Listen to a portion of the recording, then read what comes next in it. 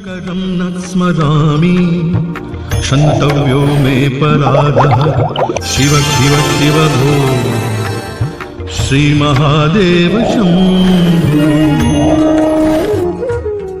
ज्योतिष में आस्था और विश्वास रखने वाले सभी दर्शकों को प्यार भरा नमस्कार। मेरे इस YouTube चैनल ज्योतिष अथय ज्ञान सागर को सब्सक्राइब करें और साथ ही साथ बेल आइकॉन के बटन को प्रेस करें ताकि सभी नोटिफिकेशन आपको मिलती रहें। वीडियो में दी गई जानकारी अगर आपको महत्वपूर्ण और ज्ञानवर्धक लगती है तो इसको शेयर और लाइक करना ना भूलें ताकि आपका प्यार और सपोर्ट इसी तरह से मुझे मिलता रहे।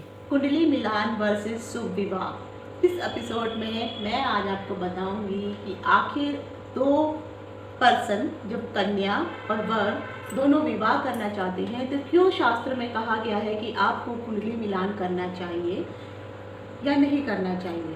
साथ ही साथ अक्सर अगर आप देखते हैं कि ब्राह्मण जब आप पंडितों के पास जाते हैं कुंडली मिलान के लिए तो वहाँ पे गुणों का मिलान किया जाता है, या दो ऐसे कोई व्यक्ति हैं जो आपस में व्यापार करना चाहते हैं तो वो भी अपनी कुंडलियों का मिलान अवश्य करवाते हैं। और कुंडलियों का मिलान करने के बाद वो ये सोचते हैं कि हाँ, अगर हम दो व्यक्ति मिलकर के व्यापार शुरू करने वाले हैं क्योंकि दोनों अच्छा इन्वेस्टमेंट कर रहे हैं और फिर वो व्यापार आगे तक चलेगा या नहीं चलेगा, उनकी जो दोनों की कुंडलियां आपस में क्या कहती हैं, कहीं बाद में पार्टनरशिप टूट तो नहीं जाएगी, नुकसान तो नहीं होगा।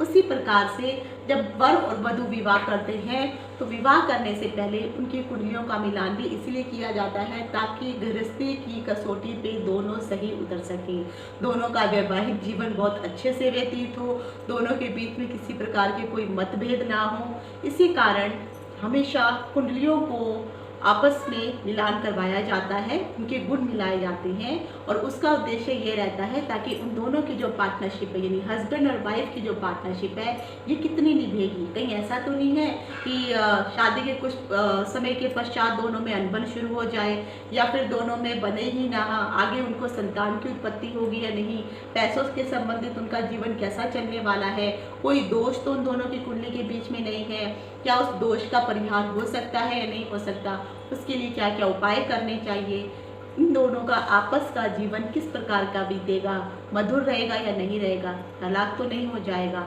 ऐसी बहुत सारी जो शंकाएं होती हैं ये माता पिता के मन में अवश्य होती हैं क्योंकि आज के युग में देखा जाए तो बहुत सारे लोग जो हैं खासकर अभी जो है चाहे कन्या हो या वर हो या लड़का हो अपनी पसंद से विवाह करना चाहते हैं। मैं मना नहीं करती हूँ कि आप अपनी पसंद से विवाह मत करिए, लेकिन विवाह करने से पहले कुंडलियों का मिलान जरूर करवाना चाहिए।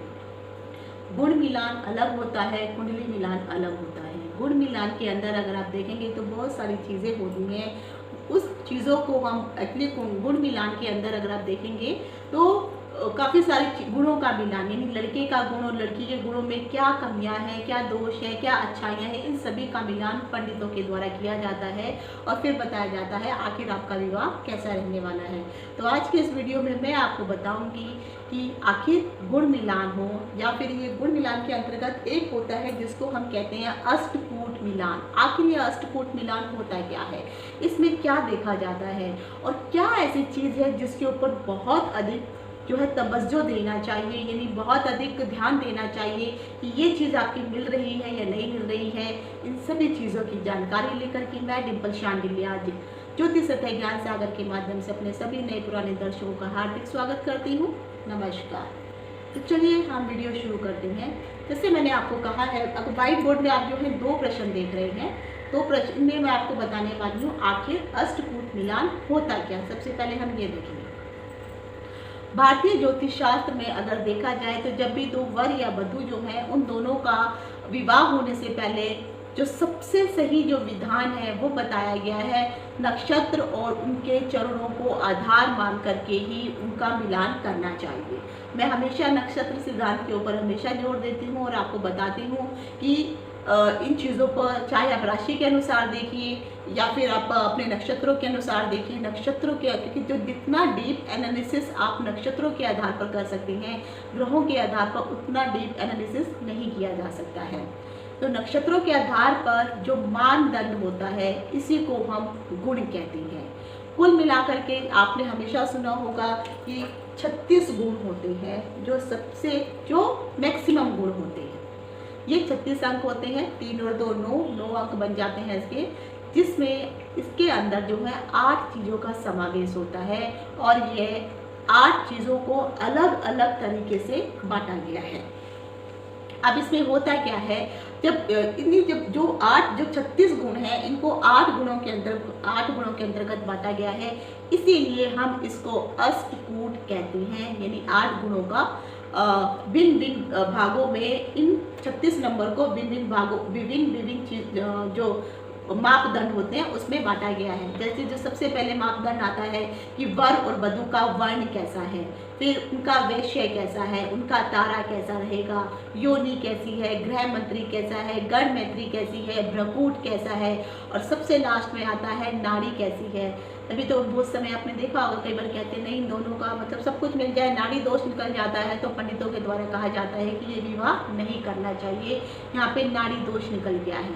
तो इस प्रकार से ये 8 मापदंड होते हैं जिनको जो है क्रम दिया गया है और इसी क्रम में जो है इनको नंबर भी मिलते हैं। जैसे मैंने कहा कि वर्ण को 1 नंबर दिया गया है, तो जो वर्ण को 1 नंबर है, अगर वर का और वधू का वर्ण मिल जाता है तो इसको 1 नंबर मिलता है।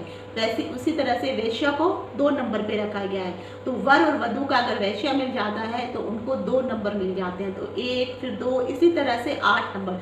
सबसे ज़्यादा नंबर जो है भ्रकूट को दिए गए हैं, नाड़ी को सबसे ज़्यादा नंबर दिए गए हैं और नाड़ी को मिले हैं 8 नंबर। तो अगर 8 नंबर लड़के की नाड़ी और लड़की की नाड़ी आपस में होती है, मध्यम होती है, उत्तम होती है, इस तरह से अगर उन नाड़ियों का मिलान हो जाता है तो उनको अधिकतम नंबर 8 मिलेंगे और जो न्यूनतम नंबर होता है वो 1 रहता है। इसीलिए अगर आप देखेंगे तो सबसे ज़्यादा जो प्रभाव देखा जाता है इसी के अनुसार ही जो जितने भी ये पंडित लोग होते हैं चंद्रमा के साथ चंद्रमा का मिलान करने के बाद गुणों का मिलान कर लेते हैं। अर्थात जैसे 2 व्यक्तियों का गुण आपस में वर्ण जैसे मैंने कहा मिल गया तो उनको 1 नंबर मिलेगा, नाड़ी आपस में मिल गई तो उनको 8 नंबर मिलेंगे। इसी प्रकार से अगर वर्ण के साथ वर्ण से वेश्या को मिल जाता है, अगर वर्ण मिलता है तो उसको थोड़े कम मिलेंगे, लेकिन अगर वेश्या मिलता है तो उसमें थोड़े उनको ज़्यादा नंबर मिल जाएंगे, तारा मिलेगा तो और बड़े। तो स्टेप बाय स्टेप जो है आपके नंबर बढ़ते जाते हैं। तो वैश्या से तारा बड़ा होता है, तारा से योनि बड़ी होती है और योनि से नाड़ी बड़ी होती है। इसी तरह से ये नंबर आपके आगे बढ़ते जाते हैं। तो इन सभी अष्टकूटों के मिलान पर बहुत अधिक जोर दिया गया है और शास्त्रों में यहाँ तक कहा गया है कि इन गुणों में सामान्यता जो है मिलान जो है कम से कम, अगर लड़के और लड़की की कुंडली का अगर आप मिलान करते हैं तो 18 गुणों को सबसे बेस्ट मतलब कम से कम आपके 18 गुण तो मिलने ही चाहिए, ये शास्त्र में बोला गया है। साथ ही साथ ये अगर गुण मिल जाते हैं तो वर और वधू को विवाह की इजाज़त दे दी जाती है। 18 गुणों का मिलना उत्तम माना जाता है। लेकिन जैसे एक चीज़ का आप ध्यान रखिए, अगर आपके गुण मिल जाते हैं, क्योंकि मैंने आपको पिछले जितने भी एपिसोड हैं उसमें मांगलिक होने के बारे में सब कुछ मैं बता चुकी हूँ, क्या क्या मांगलिक दोष होते हैं, कितने प्रकार के होते हैं। उसी प्रकार से अगर आपके मान लीजिए गुण मिल जाते हैं, 18 गुण मिले, वैसे तो देखा जाए 36 गुण हैं, 36 गुण मिलना बहुत कम ऐसी कुंडलियाँ होती है। मैं तो कहूँगी हज़ारों कुंडलियों में से कोई 2 या 4 कुंडलियाँ ही हो पाती हैं जिनके 36 गुण मिलते हैं। और 36 गुण अगर किसी के मिल भी जाते हैं तो अक्सर ये देखा गया है कि ऐसे लोगों का जो जीवन होता है, जो गृहस्थी वाला जीवन होता है, बहुत ही अत्यधिक सुखी, संपन्न, श्रेष्ठ संतान वाला, ऐश्वर्यशाली, उनको हर प्रकार का जो है सुख सुविधा प्राप्त होती है। इस प्रकार का जो है अगर मिलान किसी का होता है तो सोचिए आपकी किस्मत, आपने पिछले जन्म में कुछ ऐसे अच्छे कर्म किए हैं कि आपका इस तरह का मिलान हो रहा है। इस प्रकार के जो मेलापक होते हैं उसमें कई बार क्या होता है, कुछ गुण बच भी जाते हैं। कई गुणों जैसे 36 गुण मैंने कहा आपके नहीं मिल पाए, तो इसका मतलब है कहीं ना कहीं जो है कुछ ना कुछ आपके गुणों में या नाड़ी नहीं मिली, वैश्या नहीं मिला, भृगु या आपका और भी जैसे मैंने कहा भ्रकूट के जितने भी भ्रकूट है वो नहीं मिला। तो अगर ये नहीं मिलते हैं तो इसलिए ये गुण कम हो जाते हैं। तो अगर मिनिमम आपके पास 18 गुण वर और वधू के मिल जाते हैं तो विवाह करने के लिए बोला जाता है। लेकिन विवाह करने के लिए सबसे ज़्यादा जरूरी, जैसे मैंने आपको मंगल के बारे में बताया है, तो शास्त्रों में कहा गया है कि अगर आपका 18 गुण मिल जाते हैं, लेकिन 18 गुण के साथ में आपको ये भी देखना है अष्टकूट कितने मिल पा रहे हैं। अगर अष्टकूट जो है ये आपको कम मिलते हैं तो लेकिन साथ ही साथ आपको प्लस ये जो है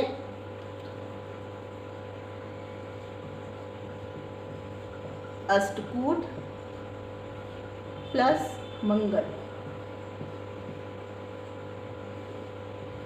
ये आप देख के चलिए, अष्टकूट प्लस मंगल ये जरूर मिलना चाहिए। अगर मान लीजिए जैसे मैंने कहा कि आपके अष्टकूट किसी की जो यानी जो गुण है वो गुण आपके 18 मिल गए, लेकिन अगर मंगल आपका नहीं मिल पा रहा है तो आप विवाह नहीं कर सकते हैं। शास्त्रों में कहा गया है 50 नंबर जो है शास्त्रों में मंगल को दिए, अकेले मंगल को 50 नंबर दिए गए हैं और बाकी जो नंबर है वो अष्टकूटों को दिए गए हैं। तो शास्त्र मतलब अष्टकूट में 50 नंबर अष्टकूट को है और 50 नंबर मंगल की हैं। मान लीजिए किसी जातक की कुंडली में अगर किसी को मंगल मिल जाता है और मंगल के साथ उनका अष्टकूट 18 मिल जाता है, तो 50 और 18 को अगर आप मंगल और ये 18 आपके गुण मिल गए तो इनको अगर जमा करेंगे तो आपके 68 हो जाएंगे। तो इन दोनों का टोटल ये भी 50 माने गए, इनको मंगल को भी 50 नंबर दिए गए हैं, अष्टकूट को भी 50 नंबर दिए गए हैं। अगर किसी का अष्टकूट मिल जाता है और मंगल नहीं मिल पाता है तो आप ऐसा विवाह नहीं कर सकते हैं, क्योंकि ऐसा विवाह आगे चल कर के जो है सुखदायी नहीं रहने वाला है। प्रॉब्लम्स रहेंगी, संकट रहेंगे, दंपत्ति के बीच में जो है स्नेह मोहब्बत नहीं रहेगी, उनमें हमेशा कला कलेश रहेगा, एक दूसरे के साथ बनेगी नहीं। लेकिन अभी जैसे मैंने आपको कहा कि अगर इन दोनों का पॉइंट हो जाता है 100, 50 इसका 50 इसका, तो 100 में से अगर आपको 68 पॉइंट मिल जाते हैं तो ये बहुत अच्छा रहेगा। 50 मतलब आपका मंगल, अगर लड़के का मंगल और लड़की का मंगल मांगलिक नहीं है और मांगलिक होने के बावजूद वो मंगल दोष कट रहा है या दोनों ही कुंडलियां मांगलिक हैं, तो आपको 50 नंबर मंगल के मिल जाएंगे। जब आप गुण मिलाने के लिए जाते हैं तो गुण मिलाने में अगर आपके 18 गुण भी मिल जाते हैं तो 18 जमा 50 आपके 68 यानी 68 गुण मतलब 68 नंबर आपकी कुंडली को दिए जाएंगे। तो ऐसे व्यक्ति जो है विवाह कर सकते हैं। लेकिन मान लीजिए कई बार होता है क्या है कि आपके अष्टकूट कम रहते हैं, अष्टकूट नहीं मिल पाते हैं। तो जैसे मैंने आपको बताया किसी का जो है अष्टकूट है, अष्टकूट कम आया है किसी का और मंगल का मिलान मिल गया है, तब तो आप विवाह कर लेते हैं। लेकिन अगर किसी का मंगल का मिलान नहीं मिलता है और अष्टकूट मिल जाता है तब आप विवाह नहीं करेंगे, क्योंकि आपको उस समय 100 में से सिर्फ 18 नंबर ही आपको मिल पाएंगे, क्योंकि जो आपके 50 नंबर थे ये तो माइनस हो गए। तो फिर आप इस प्रकार का विवाह नहीं कर सकते और ना ही ये विवाह आगे चल के शुभ रहने वाला है। तो 100 में से 18 नंबर आपको चाहिए या 100 में से आपको 68 या उससे अच्छे नंबर चाहिए, ये आपको देखना होता है। तो अगर आप प्रेम विवाह करना चाहते हैं और जैसे मैंने कहा कि आप दोनों की कुंडलियाँ नहीं मिल रही हैं, मंगल भी नहीं मिल रहा है, अष्टकूट वगैरह भी मिला लिया वो भी उतने अच्छे, अगर 18 नंबर से भी कम है तो आप इस विवाह को भूल जाइए, क्योंकि ये विवाह करके फ़ायदा नहीं होने वाला है। आगे चल के दोनों ही आपस में लड़ाई झगड़ा करेंगे। शुरू में हो सकता है आपके मन में प्रेम स्नेह बने, लेकिन आगे चल के नहीं बनेंगे, फिर दोनों ही कोर्ट कचहरी के चक्रों में फंसे रहेंगे। तो इस चीज़ का आपको ध्यान अवश्य रखना चाहिए।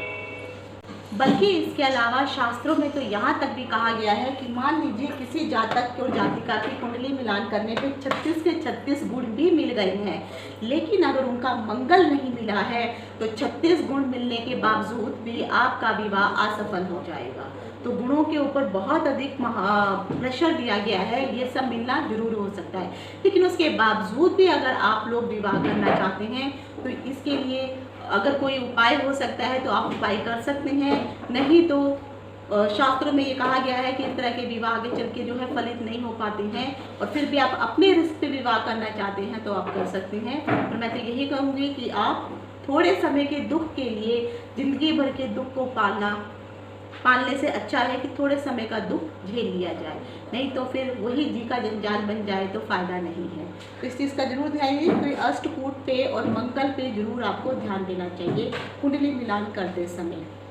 अपने अगले वीडियो में मैं आपको बताऊंगी कि आखिर जो अष्टकूट वगैरह जो मिलान किए जाते हैं इनमें से क्या क्या चीज़ें देखी जाती हैं, तो आखिर क्या चीज़ें नहीं भी मिले तो भी क्या विवाह करना सही रहता है या नहीं रहता है। है, इन सभी चीज़ों की जानकारी मैं आपको अपने अगले वीडियो में दूंगी। आशा करती हूँ आपको ये वीडियो पसंद आया होगा। अगर आप में से कोई भी अपनी कुंडलियाँ मिलान करवाना चाहता है, कुंडलियाँ दिखवाना चाहता है, तो आप मुझसे मेरे नंबर पर संपर्क कर सकते हैं। आज यही तक, इति शुभम, नमस्कार।